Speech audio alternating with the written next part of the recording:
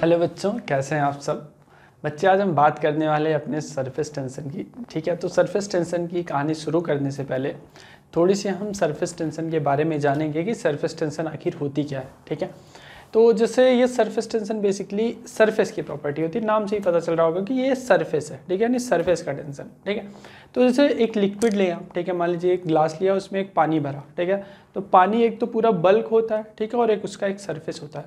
तो बेसिकली जो surface tension होता है बच्चे, वो सरफेस पर पाया जाता है, यानी सरफेस से डिफाइन होता है। आइए देखते हैं मैं क्या कहना चाह रहा हूँ, उसको डिटेल में अगर बात करें। सरफेस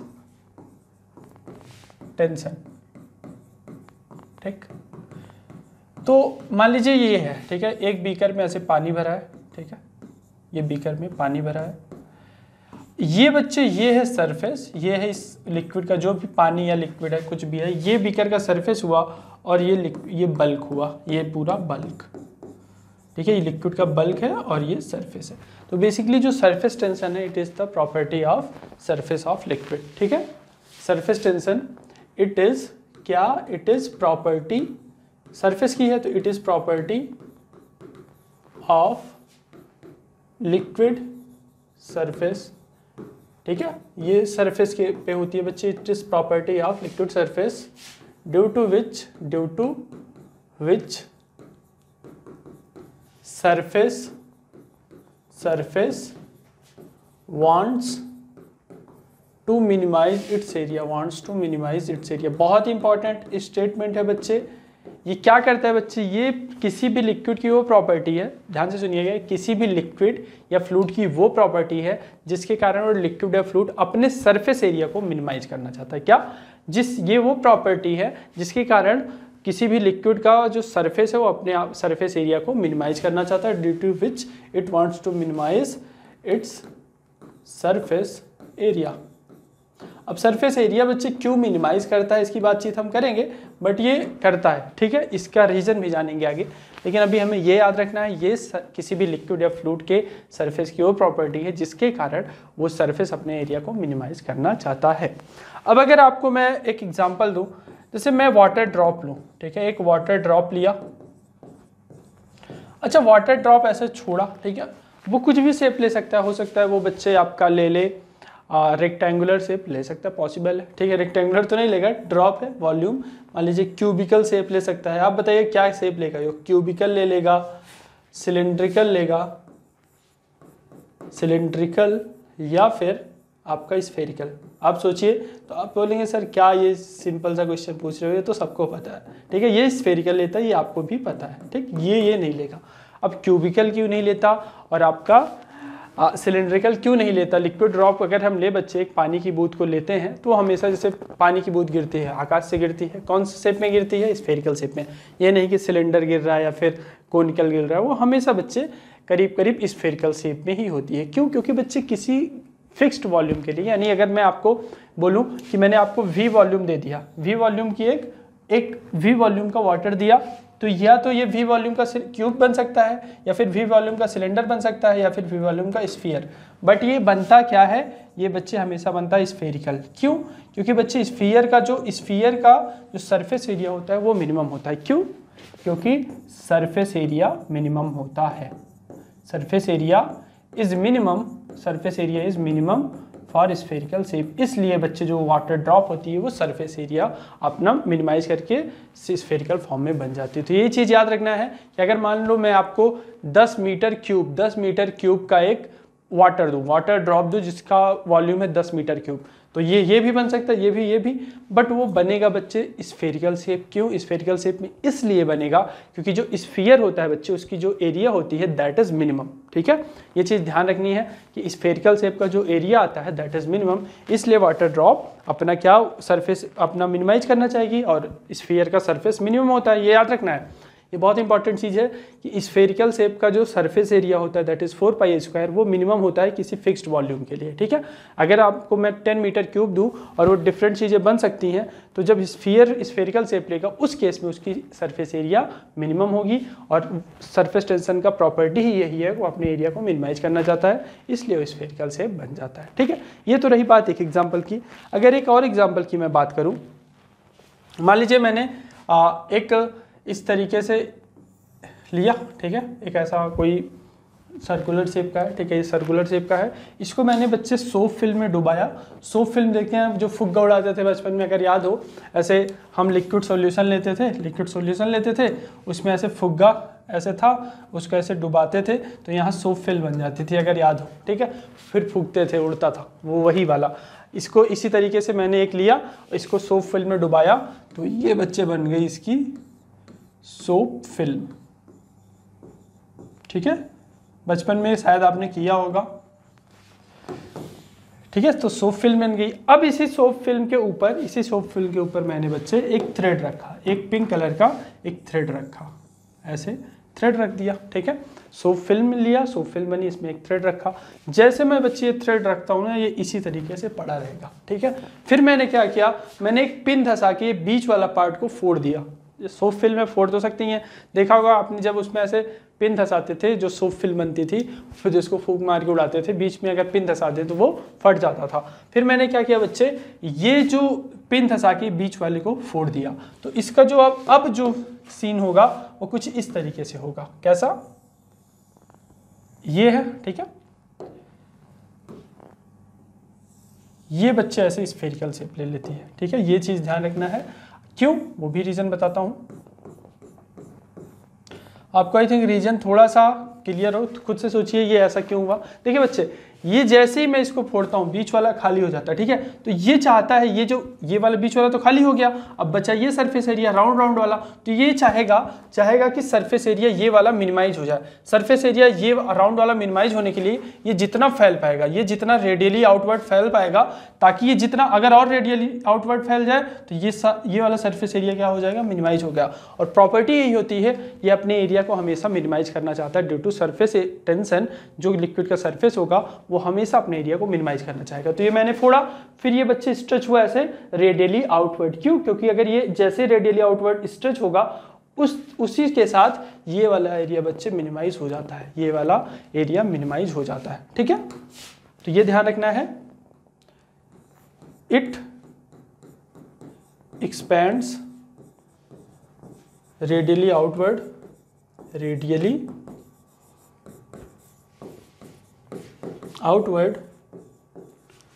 to minimize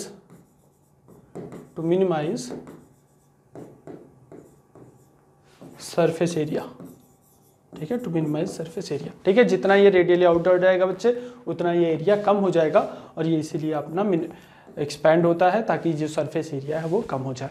तो ये रही बात बच्चे आपके सरफेस एरिया से। अभी तक ये तो फील हुआ होगा ना कि जो आपका सरफेस होता है, जो लिक्विड का सरफेस होता है, वो अपने एरिया को हमेशा बच्चे मिनिमाइज करना चाहता है। अब हम बात करेंगे थोड़ी सी और इसके बारे में। ये चीज़ आपको याद रखना है कि किसी भी लिक्विड का सरफेस अपने एरिया को मिनिमाइज करना चाहता है, ठीक। अब मान लीजिए मैं थोड़ी सी और बातचीत करूं। मान लीजिए ये आपका इस तरीके से बीकर है, ठीक, इसमें वाटर भरा है यहाँ तक, ठीक है। मैं ऊपर से ऐसे झांका, ठीक है, ऊपर से ऐसे उड़ते हुए शक्तिमान की तरह नीचे की तरफ देखा, ठीक है। तो मुझे ये क्या दिखेगा, ये बच्चे स्फेरिकल शेप में दिखेगा। ये चीज़ पता है, अगर मैं ऊपर से देखूं तो अगर मैं इसका टॉप व्यू देखूं, टॉप व्यू ऊपर से ऐसे देखूं तो ये कुछ इस तरीके से दिखेगा, ठीक है, इस तरीके से दिखेगा, और ये कुछ इस तरीके से होगा इसका टॉप सरफेस, ठीक है। ये क्या है, ये वाला सरफेस, इसका मैं बच्चे 2D में बना के दिखाऊँ। ऊपर से मुझे जो दिखेगा इसी तरीके से दिखेगा, क्योंकि ये सिलेंड्रिकल बीकर है, ठीक है।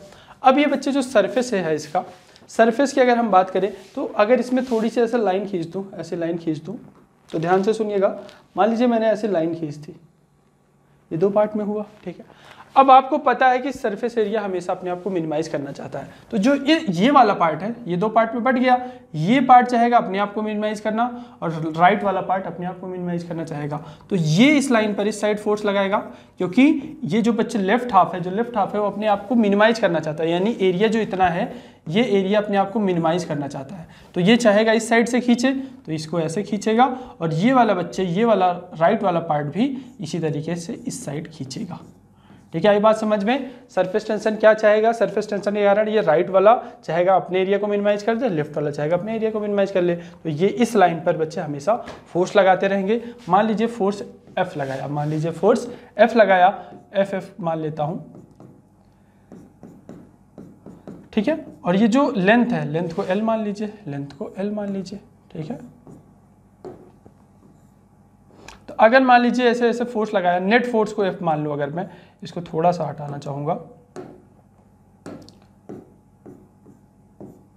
ठीक है, एक मिनट,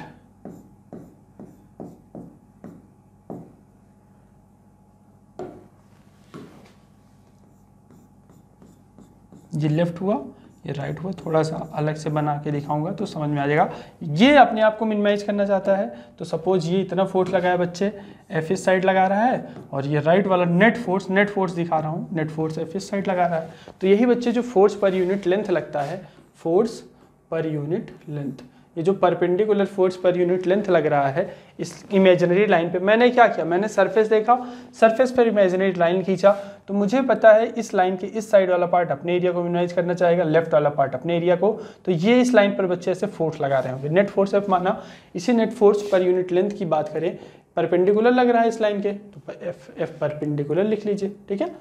यही फोर्स पर यूनिट लेंथ को बच्चे हम सरफेस टेंशन T और S बोलते हैं, ठीक है। किसी किसी बुक में S दिया होगा, किसी किसी बुक में T दिया होगा, तो कंफ्यूज नहीं होना है। इसकी यूनिट क्या होगी, यूनिट बच्चे साफ साफ आपको दिख रही होगी, खुद से सोचिए क्या होगी, फोर्स यानी न्यूटन, लेंथ मतलब मीटर, न्यूटन पर मीटर इसकी बच्चे यूनिट होती है। कई बार कंफ्यूज होते हैं बच्चे, इसको टेंशन बोल देते हैं, टेंशन की यूनिट बच्चे न्यूटन ही होती है, but this is not tension, this is surface tension, ठीक है। टेंशन फोर्स तो बच्चे, उसकी टेंशन फोर्स की यूनिट क्या होती है, न्यूटन होती है, बट ये T is not tension, it is surface tension. और S T और S से रिप्रेजेंट करते हैं, और इसकी जो यूनिट होती है that is Newton per metre, ठीक है, इट इज सरफेस टेंशन। तो बच्चे इतना पहले आप नोट कर लें, फिर हम आगे चलते हैं। नोट डाउन फर्स्ट, चलिए बच्चों आगे चलते हैं। देखिए ये जो सरफेस टेंशन होता है ना, ये यूनिक प्रॉपर्टी होती है, ठीक है। यूनिक प्रॉपर्टी किसकी, फ्लूइड की, ठीक है। जैसे हमारा फिंगरप्रिंट होता है, तो पूरे वर्ल्ड में हमारे फिंगरप्रिंट जैसा किसी का फिंगरप्रिंट नहीं होता ना। उसी तरीके से भगवान ने, हमारे भगवान ने या फिर हमारे देव ने, जिन्होंने भी हमें बनाया या किसी लिक्विड को बनाया, तो उसको एक यूनिक सरफेस टेंशन दिया है। जैसे आपका एक यूनिक फिंगरप्रिंट है ना, उसी तरीके से बच्चे किसी लिक्विड का जो सरफेस टेंशन होता है वो यूनिक होता है, यानी वैसा सरफेस टेंशन किसी का नहीं हो सकता, ठीक। तो डिफरेंट लिक्विड के डिफरेंट सरफेस टेंशन होते हैं, उसकी बातचीत करते हैं। ये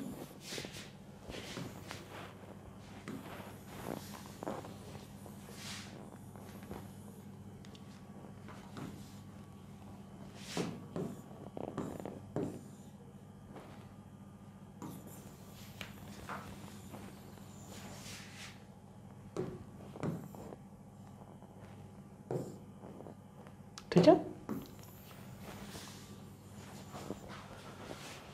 आप सोचते होंगे मैं इतना रब क्यों करता हूँ, नेक्स्ट स्लाइड क्यों नहीं लेता, ये लिखा था इसलिए दिखता रहे, इसलिए नेक्स्ट स्लाइड नहीं लेता, ठीक है। तो सबसे पहले बच्चे सरफेस टेंशन में अगर देखिए, तो surface tension it is a unique property. Surface tension जो होता है बच्चे,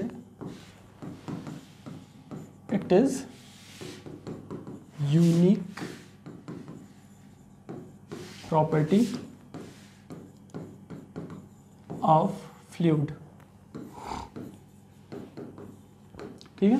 यानी और इसकी वैल्यू भी डिफरेंट होती है। जैसे कि अगर मैं वाटर के लिए बोलूं, वाटर के लिए जो सरफेस टेंशन आएगा दैट विल बी 0.075, ठीक है।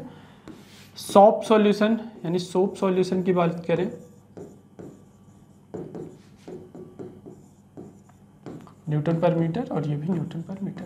तो देखिए बच्चे, सोप सॉल्यूशन का सरफेस टेंशन कम हो जाता है। क्यों कम हो जाता है, ये अलग चीज़ है, ठीक है। कम हो जाता है ये हमें पता होना चाहिए, और इसी कारण से ये, जैसे कपड़े हम धुलते हैं ना, कपड़े धुलते हैं तो हम क्या करते हैं बच्चे, सोप मिला देते हैं। जब सोप सॉल्यूशन बन जाता है तो उससे कपड़े अच्छे से क्यों साफ हो जाते हैं। देखिए जो कपड़ा होता है ना, अगर कपड़ा की बात करें तो देखिए ऐसे ऐसे उसमें ऐसे बहुत सारे ऐसे बुनाई रहती है, ये चीज़ आपको पता है, ठीक है। ये मान लीजिए कपड़ा है, ठीक है। कपड़े का एक छोटा सा पार्ट आपको दिखा रहा हूँ, ठीक है।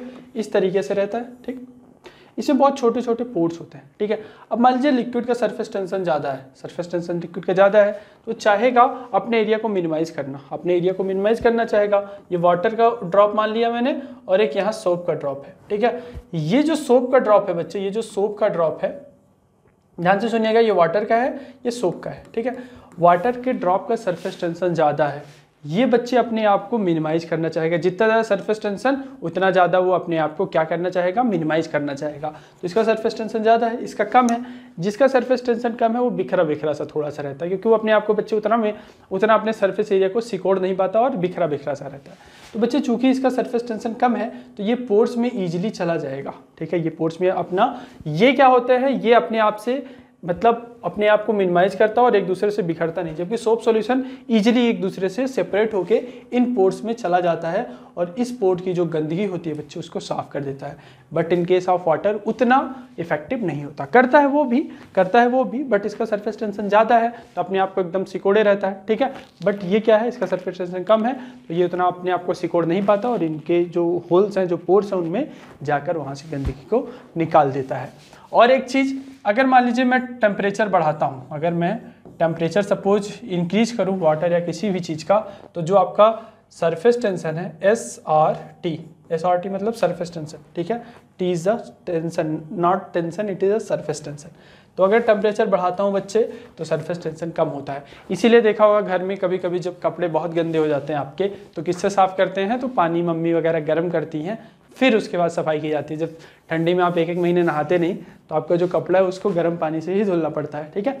तो इस तरीके से जो सरफेस टेंशन है गर्म पानी से क्यों धुला जाएगा, गर्म पानी मान लीजिए वाटर है, टेम्परेचर बढ़ाया, सरफेस टेंशन कम हुआ, सरफेस टेंशन कम हुआ तो अब क्या होगा, वो बिखर जाएगा, बिखर के इन छिद्र में ईजिली से जा सकता है, इन पोर्स में वो ईजिली से जा सकता है और इनकी गंदगी को साफ कर सकता है। इसलिए टेम्परेचर बढ़ा के, इसलिए पानी को गर्म करके बच्चे, ताकि उसका सरफेस टेंशन कम हो जाए और वो पोर्स में ईजिली जा पाए, इसलिए हम पानी को गर्म करके कपड़े को साफ करते हैं, ठीक है। तो ये थोड़ी सी बातचीत रही, ये अगर आपको याद रख पाएँ तो याद रख पाएँ। वैसे एग्जाम में दिया रहता है सरफेस टेंशन की वैल्यू, ये जस्ट मैं अंडरस्टैंडिंग के लिए बता दिया ताकि ये याद रहे कि किसका ज़्यादा होता है किसका कम। वाटर का बच्चे 0.075 है, इसका 0.03, ये करीब करीब 2.5 गुना है, ठीक है। 2.5 टाइम्स है वाटर का surface tension as compared to soap solution, ठीक। अब बात करते हैं थोड़ा सा आगे,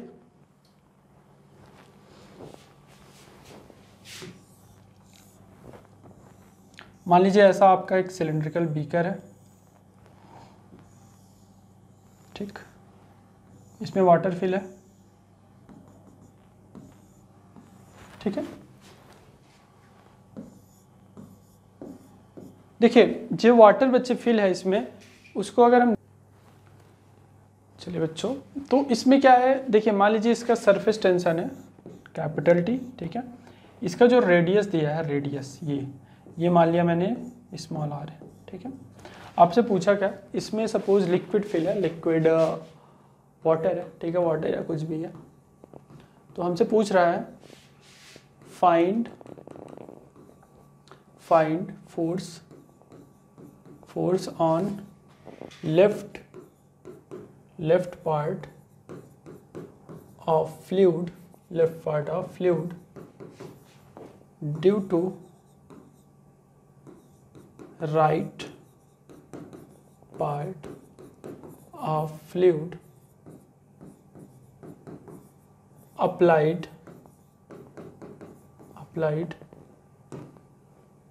ड्यू टू टेंशन, ठीक है। तो देखिए बच्चे, इसमें जो आप अभी हमने देखा था कि कोई भी अगर ऐसा इसको टॉप व्यू करके दिखाया था, जैसे मैंने अभी थोड़ी देर पहले बताया था कि अगर हम टॉप व्यू से देखें तो ये कुछ इस तरीके से दिखेगा, कैसा, कुछ इस तरीके से दिखेगा, ठीक है। टॉप व्यू है, ये टॉप व्यू सरफेस और सरफेस ये है, ठीक है। अब इसका अगर मैं यहाँ पर लाइन खींचूँ, ठीक है, ये हो गया आपका लेफ्ट पार्ट, ये हो गया क्या, लेफ्ट पार्ट, और ये हो गया आपका राइट पार्ट। तो राइट पार्ट लेफ्ट पार्ट पर कितना फोर्स लगाएगा यही आपको बताना है, ठीक है। तो अगर रेडियस, सपोज रेडियस r है, तो ये टोटल लेंथ कितनी हो जाएगी, ये टोटल लेंथ जो है बच्चे, इट विल बी 2r, ठीक है, this total length will be 2r। तो अगर मैं ध्यान दूँ बच्चे, तो मान लीजिए ऐसा है, ठीक है। मैं थोड़ा 3D में बनाने की कोशिश कर रहा हूँ, ठीक है, उतना अच्छा कलाकार तो नहीं हूँ बट स्टिल बनाने की कोशिश कर ही सकता हूँ, ये, ठीक है। कुछ इस तरीके से चीज़ें हैं, ठीक है। ये आपका लेफ्ट पार्ट हो गया और ये राइट पार्ट हो गया, कुछ इस तरीके से दिखेगा। अगर मैं दोनों को सेपरेट करके बनाऊं तो कुछ इसी तरीके से दिखेगा, ठीक है। ये दो पार्ट में इस तरीके से डिवाइड होगा। अगर यहाँ से देखें तो ये कुछ इस तरीके से दो पार्ट में डिवाइड होगा, ठीक है। लेफ्ट पार्ट हो गया, राइट पार्ट हो गया। आपसे पूछा force on left part of fluid due to right part of fluid applied due to tension. तो टेंशन कहाँ होती है बच्चे? टेंशन हमेशा होती है हमारी केवल और केवल सरफेस पर। तो सरफेस पर हमें टेंशन देखना है। तो सरफेस पर अगर टेंशन देखूँ तो मैंने बताया था ये सरफेस है, ये वाला पार्ट चाहेगा अपने आप को इस साइड खींचना, ये वाला पार्ट चाहेगा बच्चे अपने आप को इस साइड मिनिमाइज करना, ठीक है। ये वाला पार्ट चाहेगा अपने आप को इस साइड मिनिमाइज करना। तो अगर आप ध्यान दें तो इस फोर्स की अगर मैं वैल्यू लिखूं, इस फोर्स की वैल्यू लिखूं, आपसे पूछा force applied on left part, यानी लेफ्ट पार्ट पर, इस वाले पार्ट पर राइट पार्ट के कारण कितना फोर्स लग रहा है। Force applied, force on left part of fluid due to right part of fluid applied due to tension. तो ये लेफ्ट पार्ट है बच्चे, इस पर राइट पार्ट के कारण यही फोर्स लग रहा होगा, ठीक है। क्योंकि ये मिनिमाइज करना चाह रहा है, हर जगह ऐसे छोटा छोटा फोर्स लगाएगा और नेट फोर्स मैंने एफ लिखा। और एफ क्या हो जाएगा? आपको पता है कि tension is equal to force per unit length. Force per unit length, force length कितनी हो जाएगी टोटल इट इज 2r, क्योंकि रेडियस r है तो ये बच्चे diameter total will be 2r। तो यहाँ पे 2r हुआ और फोर्स हो गया t इंटू 2r, ठीक। यही वो फोर्स है बच्चे जो एक पार्ट दूसरे पार्ट पर लगा सकता है ड्यू टू टेंशन, ठीक है। ये तो हुई बात बच्चे किसकी? जब आपका लिक्विड सरफेस इस तरीके से हो, ठीक। अब बात करते हैं सोप सॉल्यूशन की। तो सोप सॉल्यूशन का मैं थोड़ा सा एग्जांपल आपको बताऊंगा। देखिए सोप में क्या होता है, मान लीजिए ऐसा कोई आप एक वायर लेते हैं, ठीक है, इस तरीके से यू शेप का वायर लेते हैं, यहाँ एक स्लाइडिंग वो लगा देते हैं, ठीक है। अब यहाँ इसको मैं आपने डिप किया सोप सॉल्यूशन में, तो यहाँ से यहाँ पे बच्चे फिल्म फॉर्म हो गई, सोप की फिल्म फॉर्म हो गई, ठीक है। ये सोप की फिल्म है, ठीक है। अब मान लीजिए सोप की फिल्म है और इसकी जो लेंथ है दैट इज L, ठीक है, ये इसकी लेंथ है L। अब ये क्या चाहेगा? ये सोप फिल्म बच्चे एक तरह से ये सोप फिल्म है, ठीक है। ये अपने आप के एरिया को क्या करना चाहेगी? मिनिमाइज करना चाहेगी। तो बताइए ये जो वायर है इस पर ये फोर्स इस साइड लगाएगी या राइट साइड? तो आपको पता है कि ये सोप सॉल्यूशन, ये जो सोप की फिल्म है या जो ये सरफेस है, ये अपने आप को एरिया को मिनिमाइज करना चाहती है, यानी ये इस पर फोर्स लगाएगी इस डायरेक्शन में। किस डायरेक्शन में? ये बच्चे इस पर फोर्स लगाएगी इस डायरेक्शन में, ठीक है, इस डायरेक्शन में, ठीक। अब ये जो फोर्स F है, फोर्स F है, आप क्या लिखेंगे? अगर इसकी सरफेस टेंशन को मैं T0 मान लूँ, अगर सोप सॉल्यूशन के सरफेस टेंशन को मैं T0 मान लूँ तो ये कितना फोर्स लगाएगी? Force will B surface tension into length, यही पता है। अभी देखा हमने कि टेंशन क्या था? T0 was force by L, तो F will be T into L। तो यानी इतना फोर्स लगाएगा, ठीक है। यहाँ तक आई थिंक कोई दिक्कत नहीं होनी चाहिए। सिंपल सी बात है कि अपने एरिया को कम करना चाहेगा, यानी फोर्सेस डायरेक्शन में लगाया। फोर्स क्या होता है? Force is surface tension into length, length is L, तो surface tension into length. But ये है बच्चे आपका सोप का फिल्म। तो सोप फिल्म की एक बहुत ही शानदार बात होती है, बच्चे कई बार गलती करते हैं बच्चे। जो सोप फिल्म होती है ना, उसकी दो सरफेस होती है। देखिए मान लीजिए सोप फिल्म है, ठीक है। एक सरफेस तो इस साइड हो गई जो आपको दिख रही है, और एक पीछे वाली, ठीक है। कौन कौन सी?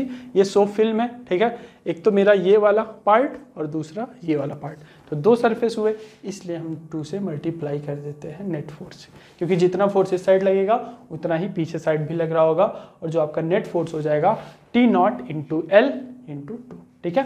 तो नेट फोर्स जो लग रहा है, दो सरफेस है, एक आगे है दूसरी पीछे है, तो जो नेट फोर्स अप्लाइड होगा इस पर that will be T0 into L by 2। अब इसी में और एक आपको मेथड बता रहा हूं, ठीक है। सनम तोड़ दे ता मोहब्बत के बाद, ठीक है। अब देखिए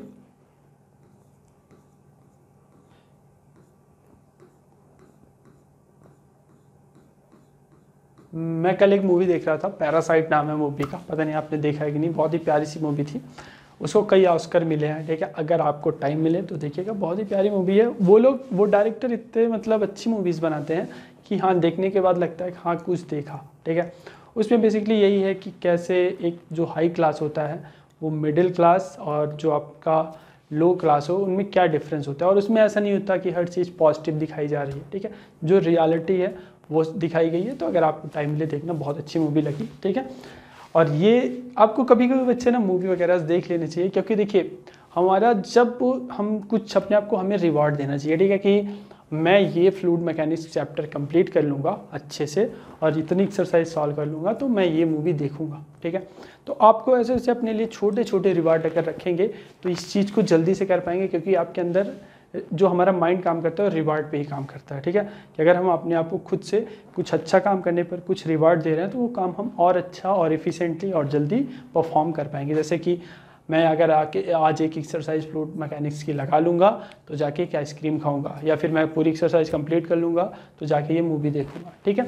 तो अपने आप को रिवार्ड देना चाहिए, उसके पहले नहीं देखना है मूवी, ठीक है, जो एज अ रिवार्ड देखना है, ठीक है। तो ये देखते हैं तो ये सोप फिल्म है, इसका सरफेस टेंशन मान लीजिए T0 है, दिस लेंथ इज L, यहाँ पर एक हैंग है बच्चे वेट W। तो पूछा है find value of W so that it is in equilibrium, ठीक है। Find the value of W so that it is in equilibrium। तो देखिए इसमें होगा क्या, इसमें हमें बताया बच्चे अच्छे से कि अगर मान लीजिए इस तरीके के केस है, ठीक, तो आपको पता है कि ये वाला सरफेस चाहेगा अपने आप को मिनिमाइज करना, यानी फोर्स लगेगा ऊपर की ओर, ठीक है, फोर्स लगेगा ऊपर की ओर। कितना फोर्स लगेगा, force will B tension T0 और लेंथ कितनी है L है। सोप फिल्म में बच्चे A कितना होगा तो उतना ही पीछे होगा, तो 2 मल्टीप्लाई किया, फोर्स ऊपर लग रहा है, W नीचे लग रहा है। इक्विलिब्रियम के लिए force must be equal to W, ठीक है, force must be equal to W, यानी W की वैल्यू आ जाएगी 2T0 इंटू L। यानी अगर इतना वेट मैं लटकाऊँ किसी से तो बच्चे इक्विलिब्रियम में रहेगा। कभी एक्सपेरिमेंट करके देखना, बट ये नहीं है कि एक हथौड़ा लटका दिए और सोप फिल्म के साथ, तो वो नहीं कर पाता, वो बहुत ही छोटा सा वेट होता है, ठीक है। यहाँ खुद मत लटक जाना कि सोप फिल्म फॉर्म की और खुद पकड़ के लटक गए, ऐसे नहीं करना। एक बहुत ही अगर छोटा सा मास लो और इस तरीके से सोप फिल्म देखो तो बच्चे ये करीब करीब इसको बैलेंस करता है, ऐसा एक्सपेरिमेंट में भी देखा गया है। तो आप इतना नोट कर लें, फिर हम आगे चलते हैं, नोट डाउन।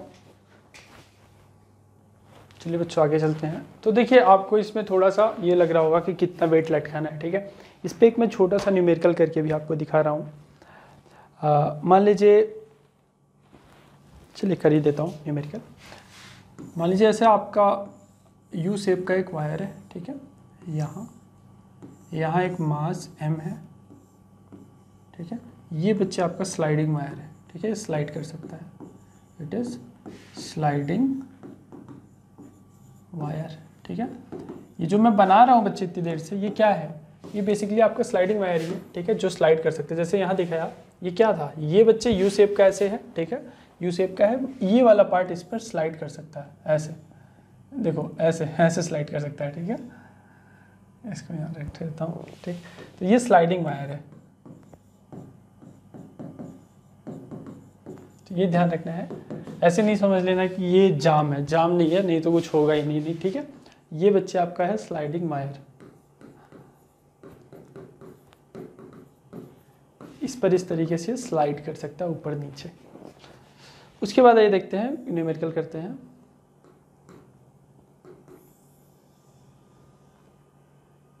ठीक, अब बोला क्या कि मान लीजिए यहाँ पर एक सोप फिल्म बना दूं मैं, ठीक है, इस तरीके से सोप फिल्म यहाँ पर बना दी। सोप फिल्म का अभी सरफेस टेंशन हमने पढ़ा था, कितना होता है 0.035, ठीक। सोप फिल्म का ये सरफेस टेंशन हुआ। अब आपसे पूछ क्या रहा है बच्चे, हमसे ये पूछ रहा है कि अगर मान लीजिए ये स्लाइडिंग वायर इफ और ये लेंथ दे दिया है 10 सेंटीमीटर, इसका लेंथ 10 सेंटीमीटर दिया है। पूछा if sliding wire is in equilibrium find value of M, ठीक है। ये चीज़ आपको खुद से करनी है, ठीक है, एक बार खुद से ट्राई करें, फिर मैं आगे चलता हूँ, ठीक है। एक बार इसको खुद से नोट कर लें। देखिए हमने क्या देखा था, हमने बच्चे शुरू में ही देखा था, ठीक है, क्या देखा, ये देखिए, ओह ठीक है, सोप फिल्म का 0.03 था, ठीक है, और इसका वाटर का 0.075, वाटर का 0.075 था और इसका 0.03 था, ठीक है। अब मान लीजिए किसी सोप फिल्म का थोड़ा सा और कुछ मिला दिया तो 0.035 मैंने कर दिया कुछ और मिला के, ठीक है। कुछ ऑब्वियस है कि अगर वो प्योर तो हो नहीं सकता, ठीक है। बोलते नहीं कि सर्फ एक्सेल ज़्यादा कपड़ों में सफाई देता है, ठीक है, घड़ी पहले इस्तेमाल करें फिर विश्वास करें। तो अलग अलग सोप होते हैं, तो अलग अलग मिलाने पर उनका सरफेस टेंशन डिफरेंट टाइप से चेंज होता है। ये थोड़ा सा अच्छा वाला है या ख़राब वाला, आप सोचिए, ये थोड़ा सा अच्छा सोप है या ख़राब सोप है, क्योंकि वास्तव में सोप सोल्यूशन का हमने देखा था 0.03 था, ठीक है, ये 0.035 है, यानी थोड़ा सा सरफेस टेंशन ज़्यादा है। क्या सरफेस टेंशन ज़्यादा हेल्प करता है या कम हेल्प करता है? तो सरफेस टेंशन बच्चे हमारी जितनी कम हो उतना ही फायदेमंद है, उतना ही बिखरेगा, उतना ही उसके अंदर जाएगा। तो ये थोड़ा सा खराब वाला साबुन से सोप फॉर्म किया, ठीक है, इसका 0.035 मैंने माना है newton per metre. Sliding wire is in equilibrium then find the value of M. अब आप इसको बताएं, ठीक है, आपके पास 1 मिनट है ट्राई करने के लिए। तो ये सिंपल सा क्वेश्चन है, इसमें कोई रॉकेट साइंस वाला बात है नहीं, ठीक है। इसमें बस इतना करना है, sliding wire is in equilibrium. Equilibrium का मतलब होता है बच्चे कि जितना फोर्स ऊपर लग रहा है नेट फोर्स 0 होना चाहिए। ऊपर हमारा कितना फोर्स लगता है ये आप डिसाइड करिए, कितना लगेगा ऊपर बच्चे लगेगा एफ, ठीक है।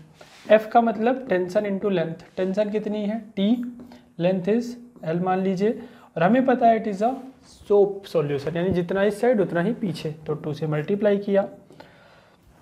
ये इक्वल होना चाहिए mg, जितना नीचे लग रहा है mg के बराबर होना चाहिए, तभी इक्विलिब्रियम में रह पाएगा, ठीक है। यानी जितना फोर्स ऊपर हुआ उतना ही नीचे हुआ। अगर सिंपल शब्दों में बोलूँ, f ऊपर लग रहा है नीचे mg लग रहा है, यानी f is equal to mg। f कितना हुआ? f हुआ बच्चे 2TL is equal to mg हो गया, ठीक है। अब बात करते हैं हमसे पूछा क्या है, हमसे पूछा है बच्चे मास। तो मास क्या हो जाएगा यहाँ से, mass will be 2TL/g, mass will be 2TL/g। 2t कितना है, t इज 0.035 इंटू एल कितना है बच्चे, एल इज 10 सेंटीमीटर, मीटर में कन्वर्ट किया 10/100 इंटू जी की वैल्यू 10 है, इससे ये कटा और ये बच्चा बच्चे 35 यानी करीब 0.07 हो जाएगा बाई 100। तो आपको एक चीज़ समझ में आई होगी कि इट विल बी 0.7 इंटू 10⁻³ यानी 0.3 मिलीग्राम, सॉरी 0.7 मिलीग्राम। बहुत ही छोटा मास को सपोर्ट कर सकता है, ठीक है। नहीं तो आप सोचें आप पकड़ के लटक जाएं। इसको नोट कर लें, फिर आगे चलते हैं। नोट डाउन, चलिए आगे चलते हैं। इसको मैं हटा रहा हूँ।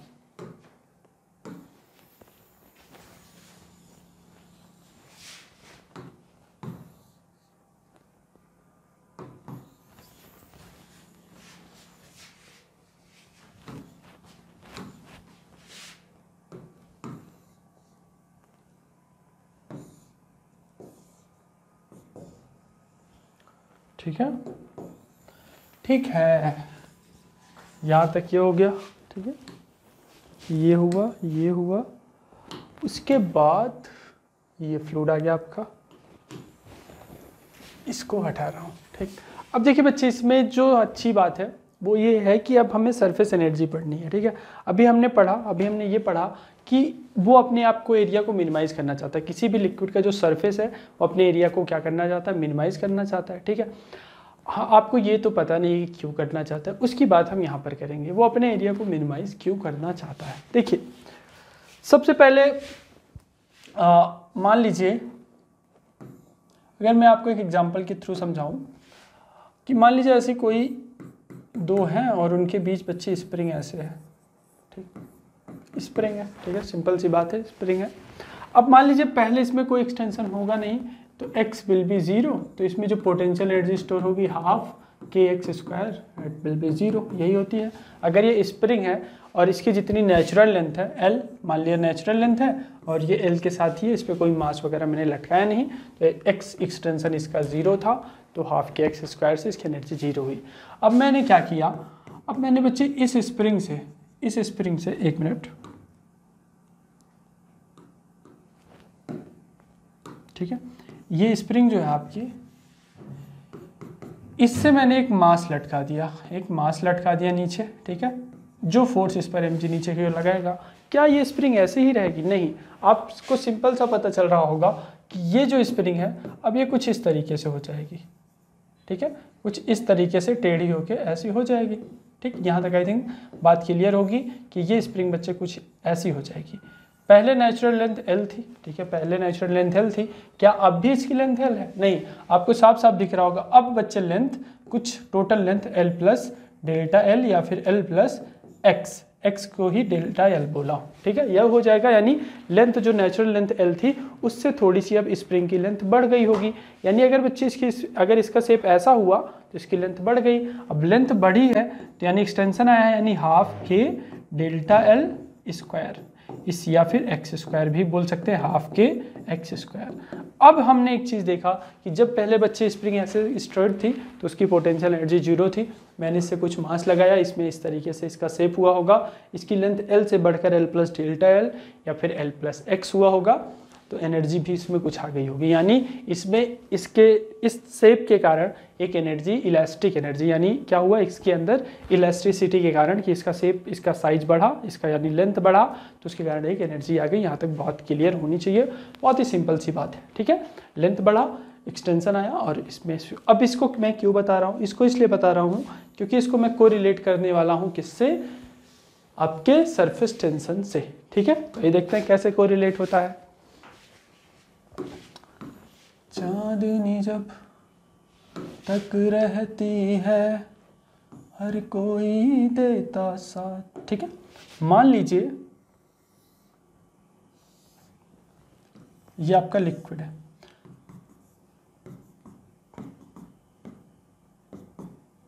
ठीक है। एक बच्चे यहाँ का एटम है, ठीक है। ये एटम के आसपास भी बहुत सारे एटम होते हैं, ठीक है, ऐसे ऐसे होते हैं, चारों तरफ एटम है, ठीक। ये एटम बच्चे इस पे फोर्स लगाएगा, ये वाला इस पे, ये वाला इस पे, ये वाला इस पे, ये वाला इस पे, ये वाला इस पे, ठीक है। देखिए जो सेम टाइप के एटम में फोर्स लगता है, यानी अगर ये वाटर का मॉलिक्यूल है और ये भी वाटर का मॉलिक्यूल है, तो इनके बीच बच्चे जो फोर्स लगता है ना, इनके बीच जो अट्रैक्शन फोर्स होता है उसको हम कोहेसिव फोर्स बोलते हैं। क्या? कोहेसिव फोर्स, ठीक है।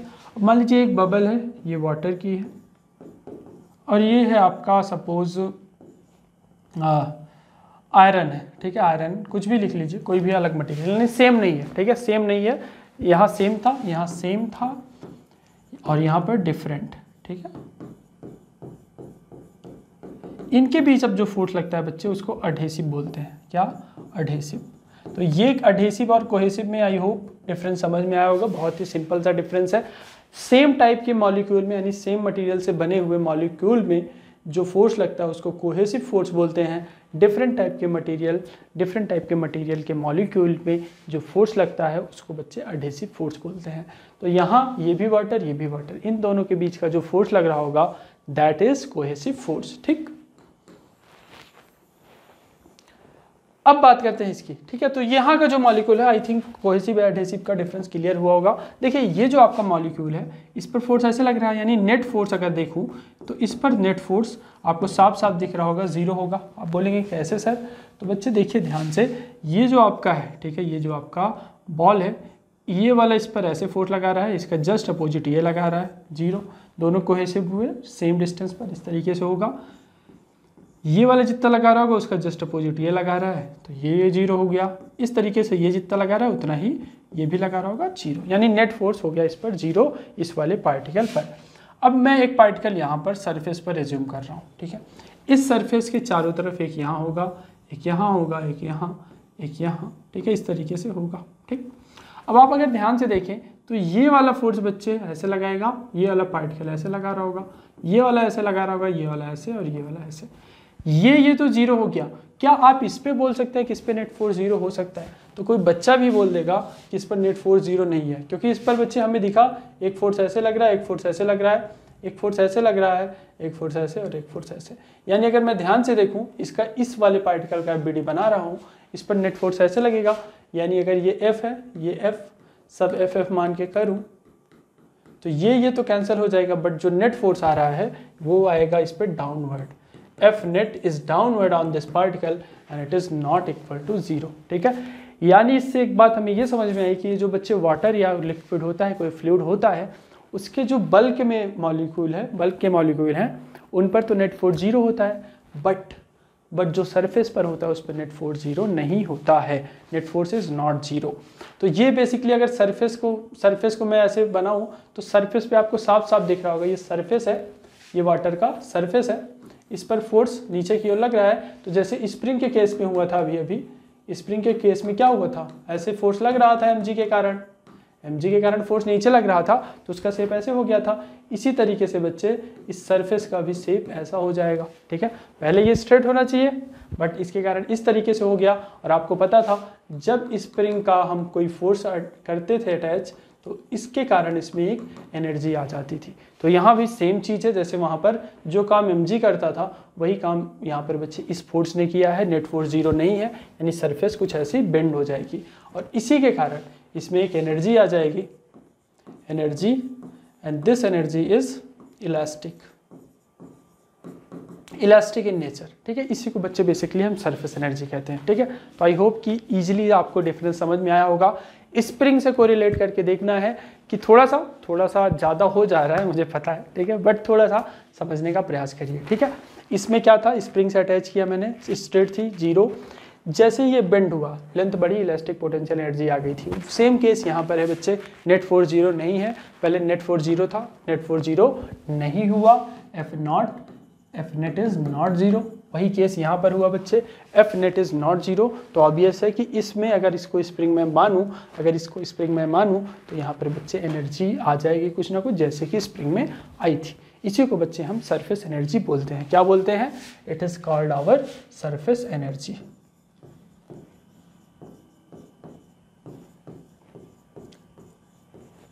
आई बात समझ में? सरफेस एनर्जी क्यों आई? क्योंकि बच्चे इस पर नेट फोर्स 0 नहीं है, नेट फोर्स 0 नहीं होता जैसे यहाँ पर, उसी तरीके से ये भी इलास्टिसिटी टाइप का काम करता है, तो यहाँ पर भी कुछ ना कुछ उसमें एनर्जी आ जाएगी, उसी को सरफेस एनर्जी बोलते हैं। फिर से सुनिएगा, जिस प्रकार से यहाँ पर इसको बेंड होने के कारण इसमें एक्सटेंशन आया और उसके कारण एक एनर्जी आ गई, सेम इस केस में भी ये बेंड हुआ और ये इलास्टिक इसका एक्सटेंशन हुआ और इस एक्सटेंशन के कारण भी बच्चे इसमें भी एनर्जी आ गई और उसी को हम सरफेस एनर्जी बोलते हैं, ठीक है। तो आई होप कि सरफेस एनर्जी आपको इजीली समझ में आ गया होगा। अब बात करते हैं, थोड़ा सा आगे की बातचीत करते हैं। मान लीजिए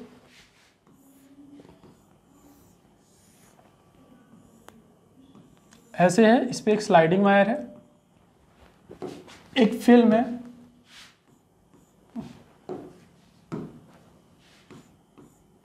इस तरीके से, ठीक। ये x था, ये लेंथ L है, ठीक। आपको पता है एक फोर्स बच्चे इस पर लग रहा होगा, ठीक है, कुछ ना कुछ लग रहा होगा, ठीक। मान लीजिए F लग रहा था, ठीक है।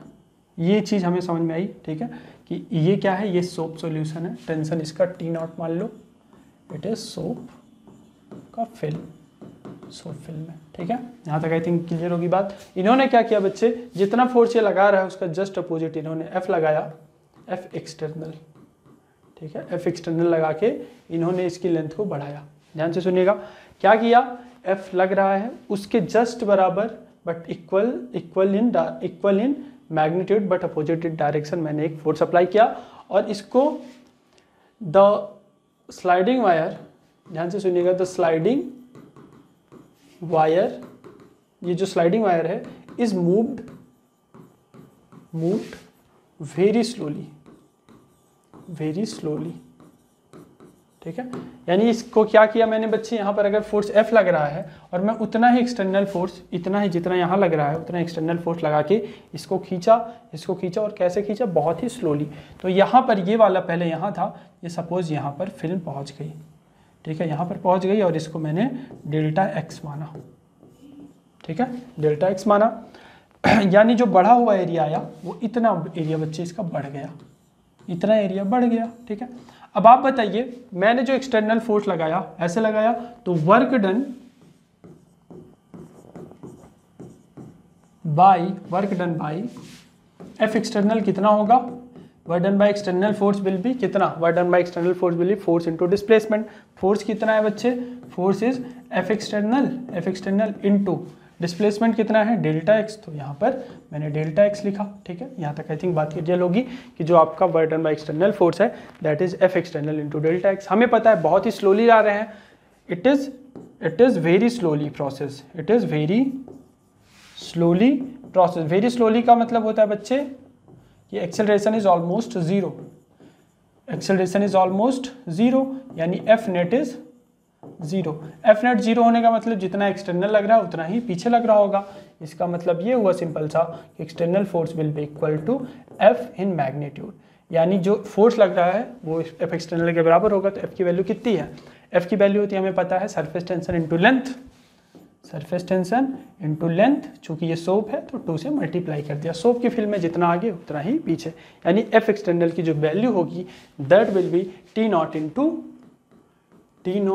Into L into 2x। ठीक है, ये आई थिंक यहाँ तक work done by external force आपका हो गया इतना, work done by external force T naught L into 2x। ठीक, अब हम अगर एक चीज़ और ध्यान से देखें तो यहाँ क्या हुआ बच्चे, यहाँ आप अगर ध्यान से देखें तो पहले जो एरिया था, पहले इनिशियल एरिया की बात करूँ मैं, जब ये एक्सटेंशन नहीं हुआ था, यानी जब ये केवल इतने एरिया की अगर मैं बात करूँ तो इसका जो एरिया है initial area, length is L और ये breadth is x. Final area कितना हुआ, फाइनल एरिया जब यहाँ से खींचकर यहाँ तक पहुँचा दिया तो अब जो इसका ब्रेड्थ है एक्स प्लस डेल्टा एक्स हो गया और लेंथ इज एल और जो अब ब्रेड्थ है नए एरिया की that is L into x plus delta x. ठीक है, चूंकि क्या है बच्चे, सोप फिल्म है, जितना एरिया इस साइड उतना ही इस साइड, इसलिए मैंने 2 से मल्टीप्लाई यहाँ भी कर दिया। ठीक है, आई बात समझ में, एरिया से 2 से मल्टीप्लाई क्यों किया, क्योंकि जितना आगे उतना ही पीछे। तो आपका डेल्टा ए कितना आ जाएगा, डेल्टा ए हो जाएगा बच्चे सिंपली 2lx। ठीक है, 2l कॉमन लिया और x plus delta x minus x. ठीक है, A F minus A initial किया तो यहाँ से आई थिंक ये कैलकुलेशन भी टफ नहीं लगनी चाहिए। ठीक है, कुछ लोगों को लगती है तो ऐसा नहीं होना चाहिए बच्चे। इसको में से ए फाइनल माइनस ए इनिशियल किया तो 2l कॉमन आया, x plus delta x minus x, तो ये इतना हुआ और ये आपका 2l डेल्टा एक्स हो गया, 2l डेल्टा एक्स हो गया। ठीक है, अब बात करें, ये हो गया बच्चे हमारा चेंज इन एरिया। तो यहाँ से अगर मैं देखूँ 2l डेल्टा एक्स क्या है मेरा, it is 2l delta X, this is your delta A, तो T naught into delta A, यानी work done by external force इतना आया। ठीक है, work done by external force T naught into delta A, delta क्या है change in area और T naught is the surface tension. अब ये जो हमने वर्क किया बच्चे, ये गया कहाँ होगा, अगर आप ध्यान से सोचें, ये वर्क इसको तो मैंने बहुत ही स्लोली मूव किया था, यानी मैंने इसको कोई काइनेटिक एनर्जी भी नहीं दी।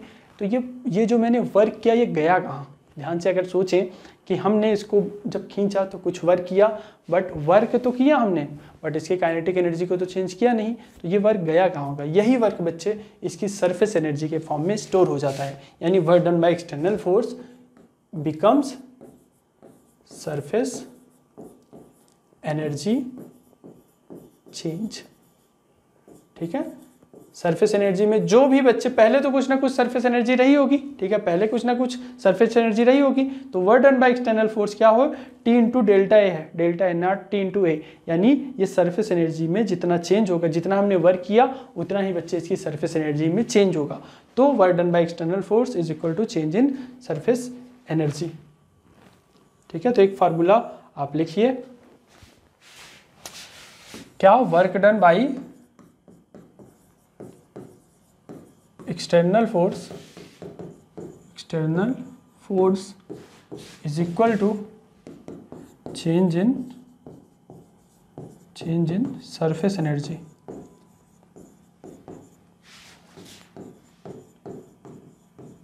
इसी को बच्चे हम बोलते हैं अपना T naught into delta A, T naught into delta A. ठीक है, चेंज इन सरफेस एनर्जी, और इसी को बच्चे आप बोलेंगे डेल्टा यू। डेल्टा यू क्या है, चेंज इन सरफेस एनर्जी। ठीक है, यू क्या है, यू है surface energy and delta U is क्या, delta U change in surface energy. U क्या है, surface energy and delta U क्या है, चेंज इन सरफेस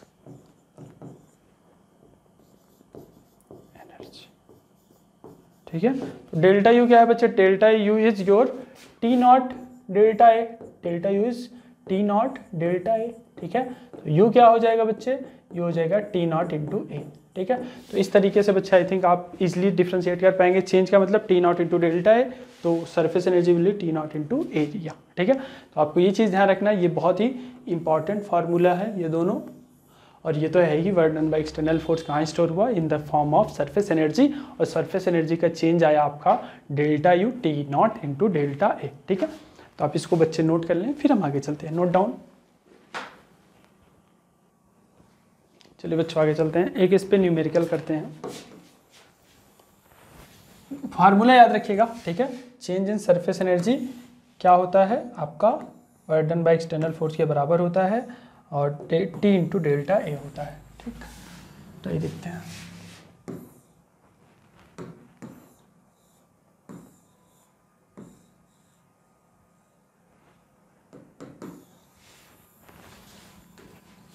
आइए देखते हैं, देखिए यंटेरा, ठीक है। देखिए अगर मान लीजिए ऐसा कोई आपका, ठीक है, इस पर एक स्लाइडिंग वायर है, यहाँ पर ये स्लाइडिंग वायर ये हुआ, ये लेंथ है 2 मीटर का, ठीक है, ये लेंथ है 2 मीटर और ये लेंथ है 10 मीटर, ठीक है। यहाँ पर बच्चे सोप की फिल्म है, सोप की फिल्म है, जिसका सरफेस टेंशन एस दिया है 0.04 न्यूटन पर मीटर, ठीक है। Surface tension is this. बोला कि अगर मैं बच्चे इस स्लाइडिंग वायर को डिस्प्लेस करता हूँ, अगर मैं इस स्लाइडिंग वायर को यहाँ से डिस्प्लेस करके यहाँ लाता हूँ, ठीक है, यहाँ से यहाँ तक कितना, सपोज 0.5 मीटर, ठीक है, 0.5 मीटर। यहाँ मैंने एफ एक्सटर्नल फोर्स अप्लाई किया, सिंपल से सुनिएगा क्या, एक फिल्म थी बच्चे, उस पर एक स्लाइडिंग वायर था, ये सोप फिल्म है जिसका सरफेस टेंशन इतना दिया है, ये 2 मीटर है। मैंने एक्सटर्नल फोर्स अप्लाई कराकर इसको यहाँ से लेकर यहाँ तक लाया। बोला है पहला find work done by external force, find work done by external force. दूसरा is change in surface energy, change in surface energy. ये दो चीज़ हमें फाइंड आउट करना है, तो फाइंड आउट करिए। अभी अभी मैंने बताया कि वर्क डन बाई जो एक्सटर्नल फोर्स था बच्चे, वो था चेंज इन सरफेस एनर्जी, यही था, ठीक है। ये चीज़ हमने पढ़ी थी अभी थोड़ी देर पहले कि जितना बच्चे work done by external force होता है उतना ही बच्चे आपका एनर्जी में, इसकी सरफेस एनर्जी में चेंज होता है। तो यहाँ से अगर मैं देखूँ तो सरफेस एनर्जी में चेंज होता है T into delta A, T into delta ए। इसी टी को बच्चे एस पी बोलते हैं, ये बात हमने सीखी थी। यही टी है हमारा सरफेस टेंशन, या टी से रिप्रेजेंट करते हैं या फिर एस से। तो टी कितना हो गया, टी हो गया आपका 0.04। चेंज इन एरिया कितना हो, चेंज इन एरिया बच्चे यही एरिया ही तो चेंज हुआ, ये वाला एरिया ही तो चेंज हुआ है, ये वाला, ठीक है। तो ये एरिया कितना है, लेंथ इज 0.5 मीटर, 0.5, और क्या है ब्रेड्थ कितना है इसका 10 मीटर, ठीक है, 10 मीटर, ठीक। क्या ये सही है, कुछ लोगों ने यही किया होगा, ये हो जाएगा गलत। क्यों, क्योंकि बच्चे इसमें आपने 2 से मल्टीप्लाई नहीं किया, 2 से भी मल्टीप्लाई भी करना पड़ेगा क्योंकि ये सोप की फिल्म है, ठीक है। तो ये चीज़ ध्यान रखना है, कई बार यही एग्जाम में हमसे सिली मिस्टेक होती है, हम 2 से मल्टीप्लाई करना भूल जाते हैं, ठीक है। तो ये आपको ध्यान रखना है। ये क्या हो जाएगा 0.5 इंटू 10 5, और 5 इंटू 0.04 इंटू 5 इंटू 2, ये हो जाएगा 10.4 हो जाएगा, ठीक है, 0.4 जूल, ठीक है। सरफेस एनर्जी में चेंज इतना आएगा, चेंज इन सरफेस एनर्जी यही हो गया, और work done by external force दोनों सेम ही होती हैं, और ये आ जाएगा, ठीक है। तो आप इतना नोट कर लें, फिर हम नेक्स्ट न्यूमेरिकल कर लेते हैं। Note down. चलिए बच्चों आगे चलते हैं, इसको मैं हटा रहा हूँ, ठीक है। देखिए बोला है नेक्स्ट क्वेश्चन, एक minute,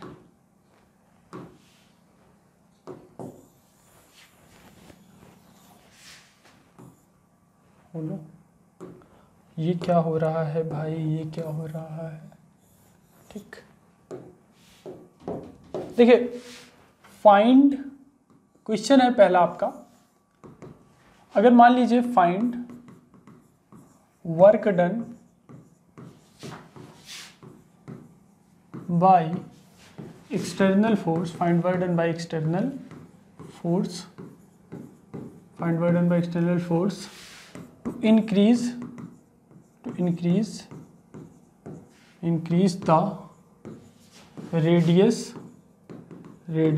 of a soap bubble. ठीक है बच्चे, एक सोप का बबल है, उसका रेडियस हम बढ़ा रहे हैं। Find y done by external force to increase the radius of soap bubble from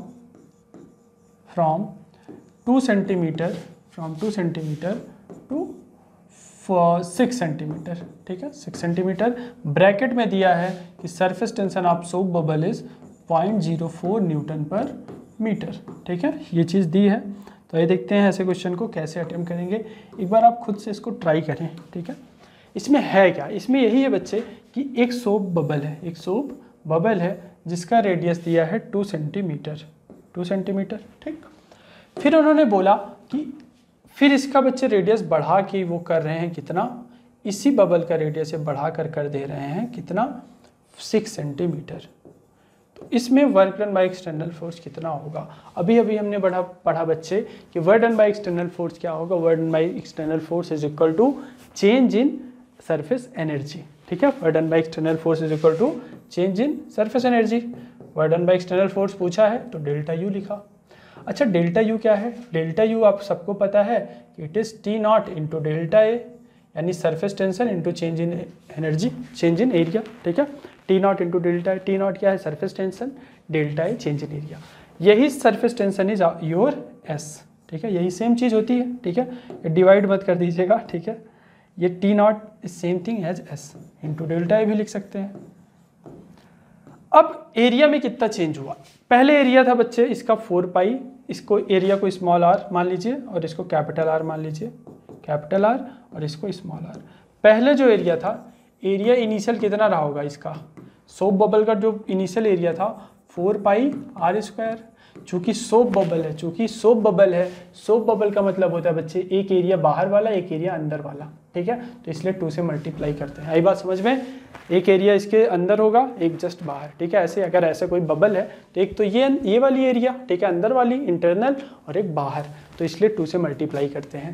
final की बात करें तो फाइनल में भी 4 pi capital R square into 2, क्योंकि ये एक तो इंटरनल वाली एरिया और एक एक्सटर्नल वाली एरिया। ठीक है, इसलिए 2 से मल्टीप्लाई किया। 0.04 इंटू 4 पाई ब्रैकेट में R square minus R square. ठीक है, आई बात समझ में। डेल्टा ए क्या हो जाएगा, डेल्टा ए अगर आप यहाँ ध्यान से देखें तो डेल्टा ए ही लिख रहा हूँ मैं, A final minus A initial, A final minus A initial. ठीक है, और ये हो जाएगा आपका 4 pi R square into 2 minus 4 pi R square into 2। ठीक, इसके बाद ये क्या हो जाएगा, ये हो जाएगा डेल्टा ए, और ये हो जाएगा, आप कॉमन ले लीजिए, यहाँ से 4 पाई कॉमन लिया बच्चे, और ये हुआ R square minus small R square into 2। यही चीज़ मैं यहाँ पर डायरेक्ट पुट कर दूंगा। ठीक है, डेल्टा डायरेक्ट पुट कर दिया, मैं डायरेक्ट लिख रहा था बट कैलकुलेशन करके दिखा दिया ताकि आपको कोई भी कन्फ्यूजन इस पर ना आए। ये हुआ 0.04, ये हुआ 4 पाई। कैपिटल आर कितना है बच्चे, कैपिटल आर इज 6 सेंटीमीटर, यानी मीटर में चेंज करना पड़ेगा। ठीक है, स्क्वायर किया, माइनस 2 इंटू 10⁻⁻² का स्क्वायर इंटू 2। ठीक है, ये वहाँ जाएगा, ये हो जाएगा बच्चे, ये अगर ये 0.16 हो जाएगा, 4 इंटू 4 क्या हो जाएगा 16, यानी 0.16, 2 से मल्टीप्लाई करेंगे यानी 32.32 पाई, और ये हो जाएगा आपका 10⁻⁻⁴, क्योंकि मैंने बाहर ले लिया, इसको बाहर ले लिया, 10⁻⁻² वाले टर्म को बाहर ले लिया कॉमन लेके, ये 36 माइनस 4 बचेगा, और ये 32। ठीक है, 0.32 पाई इंटू 32 इंटू 10⁻⁻⁴। यही होगा बच्चे work done by external force. आप इसको सॉल्व कर लेंगे और आपका आंसर आ जाएगा। ठीक है, तो इस तरीके से बच्चे सिंपल तरीके से हम चीज़ों को करना है, इसको आप नोट कर लें, फिर हम आगे चलते हैं। नोट डाउन, चलिए बच्चों आगे चलते हैं। देखिए, कई बच्चों को सोप बबल और वाटर ड्रॉप में डिफरेंस में थोड़ा सा कन्फ्यूज़न होता है, उसका मैं अभी कन्फ्यूज़न क्लियर कर देता हूँ कि what is the difference between soap bubble and water drop. ठीक है, इसको एक मिनट, ठीक है। सोप बबल और वाटर ड्रॉप में आपको डिफरेंस पता है क्या? सोचिए थोड़ी देर, क्या सोप बबल और वाटर ड्रॉप में बच्चे क्या डिफरेंस है? सोप बबल आपका होता है उसमें 2 सरफेस होती हैं, वाटर ड्रॉप में एक ही सरफेस होता है। देखिए ये होता है बच्चे आपका वाटर ड्रॉप, वाटर ड्रॉप या फिर लिक्विड ड्रॉप बच्चे एक ही चीज़ है, ठीक है। ये हो गया आपका वाटर ड्रॉप या फिर किसी का लिक्विड का ड्रॉप। ये है बच्चे सोप क्या बबल, सोप बबल, ठीक है। अब ये वाटर ड्रॉप हुआ और ये आपका सोप बबल हुआ, ठीक। अब इसमें अगर आप ध्यान से देखें तो इसमें बच्चे क्या होता है ना, अंदर पूरा का पूरा लिक्विड है, इसका जो फ्री एरिया है केवल ऊपर वाला है, ठीक है। इसका फ्री एरिया क्या है, केवल और केवल ऊपर वाला। इसमें बच्चे एक बाहर का एरिया भी है, एक अंदर का एरिया भी है। इसमें 2 एरिया होते हैं। अगर आपका सपोज रेडियस कोई आर बोल दे, इसका कैपिटल आर रेडियस बोल दे, तो इसका जो आप एरिया लेंगे, इसका एरिया केवल हम ले सकते हैं कितना, 4 pi capital R square. But इसका अगर रेडियस आर बोल दूं तो इसका जो टोटल एरिया लूँगा, यानी टोटल एरिया, अगर आपसे पूछे कोई टोटल सरफेस एनर्जी कितनी होगी, सरफेस एनर्जी हमें पता है बच्चे, सरफेस एनर्जी कितनी होती है, सरफेस एनर्जी होती है U is equal to T into A. इसका सरफेस टेंशन सपोज T1 है, T1 मान लीजिए इसका सरफेस, तो ये T1 हुआ। एरिया कितना लेंगे बच्चे, एरिया इसका केवल बाहर वाला ले सकता हूँ, ठीक है, क्योंकि अंदर तो कोई सरफेस एरिया नहीं है, फ्री सरफेस तो केवल एक ही है, तो ये 4 पाई आर स्क्वायर लिखेंगे। इस केस में आइए, इस केस में मैंने इसका सरफेस टेंशन सोप बबल का T2 माना, तो इस केस में अगर सरफेस एरिया लिखना पड़ेगा तो T2 इंटू एरिया लिखूंगा। T2 इंटू एरिया कितना होगा बच्चे, इसमें एक बाहर वाला एरिया भी है, ये भी फ्री है और ये भी एयर के कांटेक्ट में और बाहर वाला भी, तो इसमें एक तो बाहर वाला एरिया होगा, एक अंदर वाला, तो ये हो जाएगा 4 पाई आर स्क्वायर इंटू 2, ठीक है। तो ये बेसिक डिफरेंस है बच्चे वाटर ड्रॉप और सोप बबल में, ये चीज़ आपको ध्यान रखनी है। अब आइए आगे चलते हैं थोड़ा सा। वाटर ड्रॉप और सोप बबल के बाद बोला एक क्वेश्चन है, ठीक है, आई होप कि बहुत ही अच्छे से क्लियर होगा आपको डिफरेंस बिटवीन दिस। बोला a water drop of radius r is converted into 1000 of small drops. Find change in surface energy. Find the change in surface energy. तो ये सिंपल सा क्वेश्चन है। देखिए एक बच्चे वाटर ड्रॉप है रेडियस आर का, ठीक है, एक वाटर ड्रॉप है रेडियस आर का, इन्होंने इसको बच्चे 1000 स्मॉल ड्रॉप में कन्वर्ट किया, इस तरीके से 1000 स्मॉल ड्रॉप में कन्वर्ट किया, ठीक है। ध्यान से सुनिएगा क्वेश्चन।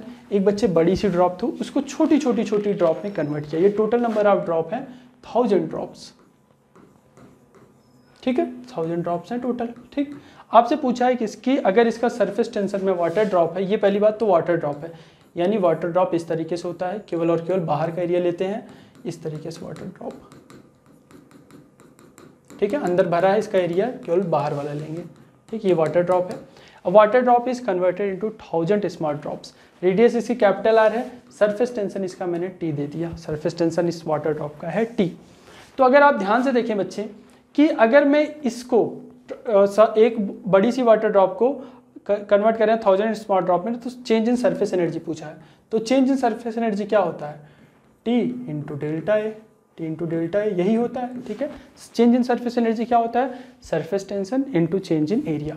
सरफेस टेंशन कितना है, सरफेस टेंशन टी है, हमें चाहिए क्या बच्चे, हमें बेसिकली कैलकुलेट करना है कि एरिया में कितना चेंज हुआ है, तो अगर मैं इनिशियल एरिया देखूं, इसका केवल बाहर वाला एरिया लेते हैं वाटर ड्रॉप का, ये अभी बताया, तो इनिशियल एरिया की बात करूं तो initial area will be 4 pi capital R square, ठीक है, केवल बाहर वाला लेते हैं और इनिशियल एरिया बाहर वाला हो जाएगा, अगर रेडियस आर है कैपिटल तो 4 पाई आर स्क्वायर। अब इन्होंने इसको बच्चे 1000 स्मॉल ड्रॉप में कन्वर्ट किया है, 1000 स्मॉल ड्रॉप में। तो जो स्मॉल ड्रॉप है, अगर एक छोटा सा ड्रॉप में लूँ तो इस वाले ड्रॉप की रेडियस को स्मॉल आर मान लिया, ठीक है, इस ड्रॉप की रेडियस को स्मॉल आर मान लिया। तो चूंकि 1000 ड्रॉप्स है तो किसी एक की सरफेस एरिया, किसी एक का, अगर ये जो बच्चे वाटर ड्रॉप है छोटी छोटी, इसका रेडियस अगर स्मॉल आर मानूँ तो इसका एरिया, सरफेस एरिया हो जाएगा 4 पाई आर स्क्वायर, ठीक है। एक किसी एक ड्रॉप का जो एरिया होगा सरफेस 4 पाई आर स्क्वायर, क्योंकि रेडियस सबका मैंने स्मॉल आर मान लिया, ठीक। अब एक ड्रॉप तो है नहीं, ड्रॉप कितनी है टोटल? टोटल है बच्चे 1000 ड्रॉप्स, ठीक है, टोटल है 1000 ड्रॉप्स। तो यानी जो फाइनल आपका एरिया आएगा that is 4 pi R square into 1000, ठीक है, ये आ गया।